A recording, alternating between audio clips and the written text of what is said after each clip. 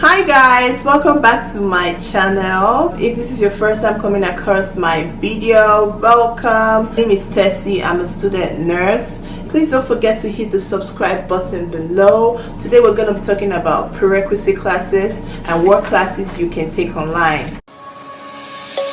Let's sing a song full of hope, full of pain. Why don't you sing along, my friend, for it's our last refrain. Forever. I'm going to be telling you my experience, and we're going to be talking about classes that I think that are okay for you to take online, and classes I think that you shouldn't take those classes online. But it's going to be my experience. It might be different for you, but this is my experience. You might want to try this. I'm just giving you how it works for me. Guys, if you do not use Ratemyprofessor, I'm not sponsored, but this is what I use. I always check Ratemyprofessor before I take any professor, because I feel like you passing a class is 60% on you and 40% on the professor you take, because some professors are just difficult. There's nothing you can do about it. I'll drop the link below to Ratemyprofessor for you guys who don't know what Ratemyprofessor is.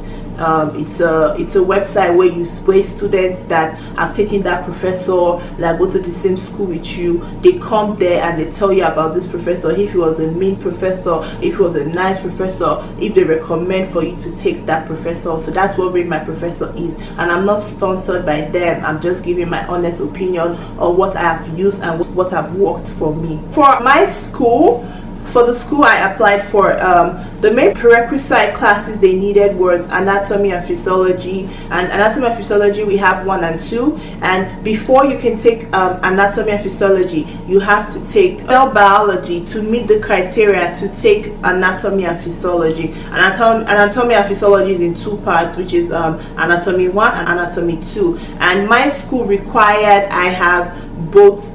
They required I had just the first anatomy, but I did take the 2 anatomy anyways. So let's talk about anatomy and physiology first. Okay, let me start from cell biology, because I mean you guys have to take cell biology before you go take anatomy and physiology. So cell biology, I did take cell biology in class.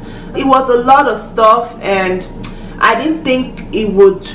For me, I didn't think it would be wise to take cell biology, and especially I was just coming from Nigeria, and those were like one of my first classes I was taking. So I didn't think it would be wise for me to take cell biology online. So I did take cell biology in class, and it was pretty okay. I made a B in that class, to be honest. It was okay. After I finished that, then I qualified to take anatomy 1. Oh my god. Guys, if you're going for nursing, get ready for anatomy and physiology, because that class might kick your butt. I did take A&P 1 in class. For A&P 1, it was a lot of stuff, because you know, with biology you have to worry about your lecture and you have to worry about your labs, right? So, and it's a lot of like learning the human body, because that's what anatomy and physiology is. Basically, you are learning the human body. You are learning those terminologies about, because even in nursing, now I'm in nursing school, we use all of those terminology. So anatomy and physiology was a foundation for you. It's actually preparing you for whatever journey, because I feel like sonography, radiology, everybody have to like take anatomy and physiology, because it goes over everything. But when you like going to like nursing, then they really focus on those aspects that has to do with like nursing.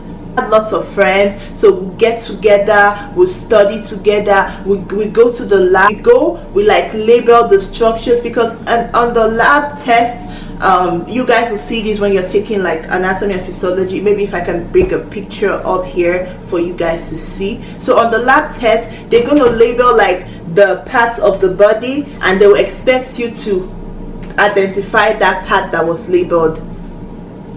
Yeah, it's a lot.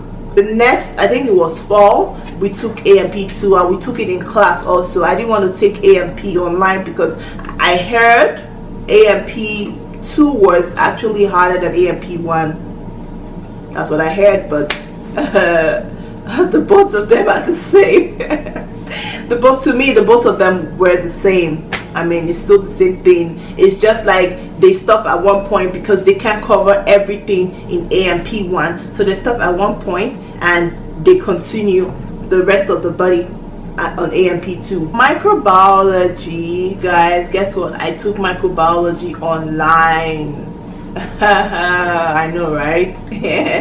What was I thinking? But I took it online, and it was pretty okay, but it was a lot of stuff I had to do. And for microbiology, we had simulations instead of like regular lab, because I know people that are taking microbiology online at home, they send them the lab kits and they had to do the lab at home. If I didn't have time to dedicate to that class, probably I wouldn't have done as good as I did, but I had time because I'm working part-time, so I have time, and I was able to take microbiology online, and I made an A in that class. And I would say it was let's say it was an easy A, or it was an A that I earned.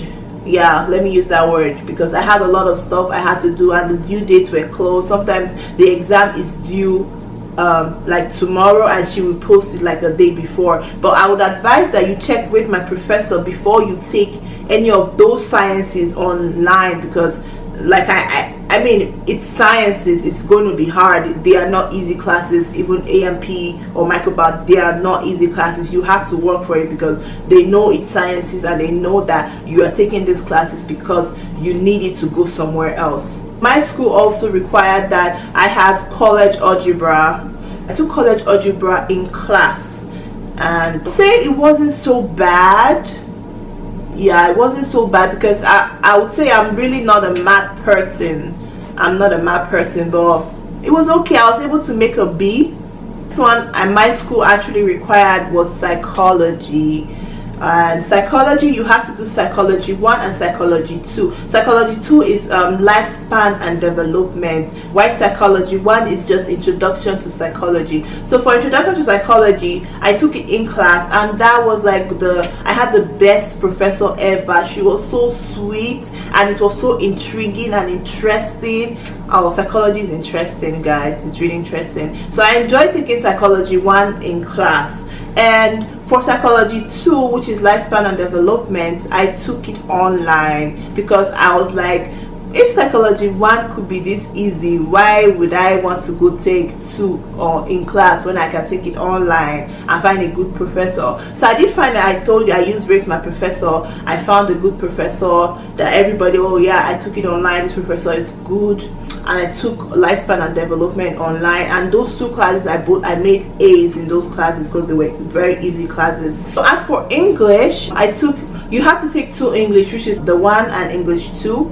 And for English 1, I took English 1 in class, and that was because I felt like this was my first English class after a long while, and being the fact that I just relocated, so why would I want to take English 1 online? And it wasn't so bad. I got an A in the class. When it was time to take English 2, I was like, wait, if English 1 was that easy, so why do I have to take English 2 in class, right? So I took English 2 online. Like I said, I had to find a professor that I knew was good and had good ratings on Ratemyprofessor. My school required for us to have pharmacology and pathophysiology. So for pharmacology, well, those classes were offered online regardless, so there wasn't an option for us to have those classes in class, so you have to take it online. So I took both classes online, and the thing was, if you had those classes, it gives you 2 extra points each for when you apply for the nursing program. So that was why I took those 2 classes. The other classes I'm going to talk about right now, these are the classes that for those that want to go for their BSN. Like I said, I had to take these classes because I know once I finish my ADN, I would just go straight up and go for my BSN. So I took those classes, and secondly, my advisor was like, go take those classes. Even if she didn't explain to me, she was like, go take those classes, and I started taking them. By the time I'm done with my ADN program, I can go straight up to my BSN program, because I'm already done with everything I require to get my BSN. The classes I took was history. So for history 1, I took history 1 in class. Guys, I am so bad with history. My boyfriend is the history person. Me, I'm not interested in history. I don't even want to know about history. Like, why do I want to know about history? But it is required for you to have a bachelor's degree regardless. So I had to take history 1. So I took history 1 in class. my god, I struggled through that class. I mean, I did good in sciences and history was what for me. Oh my god, I can't even believe I'm saying this, but yeah. But I mean, some people love history and history will be wonderful to them, but for me it wasn't all that wonderful. But I actually still got a B regardless in history 1, and for history 2 I was like, you know what, I don't want to deal with that professor, because my professor was something else. Sometimes I don't even know if he's talking about his life now or if he's talking about his life when he was young, because he was an older guy. So history 2 was online. I took history 2 the first time and it was summertime, and this lady I checked her Ratemyprofessor. Somebody said do not take this professor, but she was the only person available. Like, oh, she can't be so bad. And I took this lady. My god, I had to withdraw from the class. That's my first W I've had throughout my educational life even till now. I had to drop out of history 2 because I couldn't continue with the class. That's something you should try avoiding, because you really don't want to get too much W's on your GPA report, because one, he drops down your GPA. So it did drop down my GPA a little bit, but it didn't hurt so much because that was my first W I had. And then I found another professor which was better. I saw the reviews, that professor was better. Then I took that person for history 2. For government 1 and government 2, government 2 is Texas government because I'm in Texas, so we have to do Texas government. Government 1 and government 2, I took the both of them online. I was like I said, I'm not interested in government or history, so I didn't want to go to a class and learn those boring stuff. Like, I don't care about this stuff, but I mean, I need it, right? Because I need to get a bachelor's degree. So yeah, but I took those classes online. As for speech, I took speech online too, guys. I know, right? Yeah. And it was kind of awkward for speech because we had to record ourselves making a speech. I remember when I was taking this class, because my mom was the one filming me, because I have nobody. I live with my mom, so she was the one actually filming me, and we had to like dress professionally, and then we upload the video, then we get graded for the speech because it was online. It was an online class. But I mean, other people I know that are taking speech in class, they said it was also good too. Like, it's a very interactive class.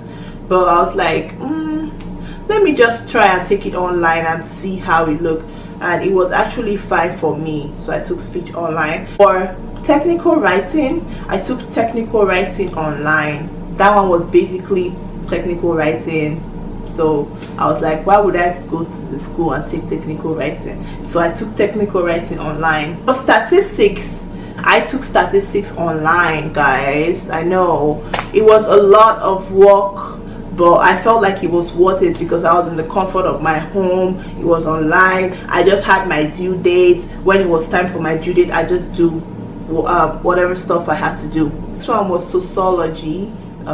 Sociology was good too. I took sociology online, and it was an okay class. As for chemistry, I took chemistry online also, and it was, the professor sent our lab kits over to our homes, so we had to like do everything. So everything was at home, and the exam was proctored. That was apart from my nursing classes, that was the first time I had to use proctored exam. I mean, it wasn't so bad. It was doable, but I did mine online, and my grades were okay. I got a B in chemistry online, so yeah, that's something you can also consider. But I have lots of friends. Most of my friends I know, they did it in class, and they were like, Tessie, are you crazy? Why do you want to do chemistry online? But I did chemistry online, and I felt it was okay because I checked for the professor before I took it.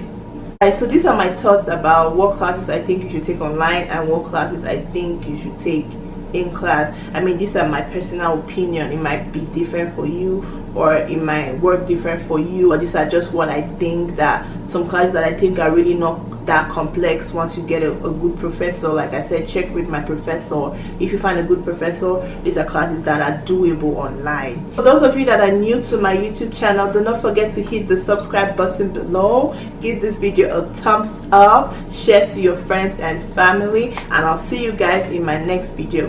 Bye bye.